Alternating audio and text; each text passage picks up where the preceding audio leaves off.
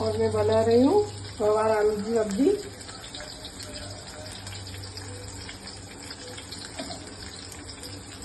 सबसे पहले डालूंगी लहसुन जो मैंने कूट के रखा है।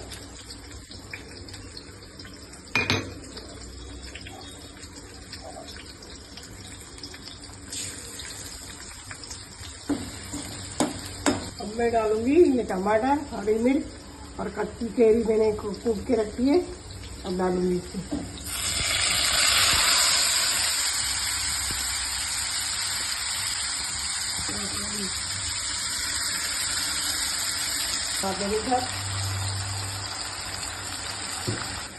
मसाले, पहले मिर्च, फिर हल्दी और धनिया पाउडर।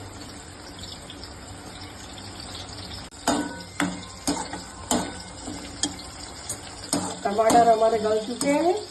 अब इसमें ग्वार और आलू डालूंगी ताकि ये भी पक जाए अंदर। बॉईल तो करके रखे हैं मैंने।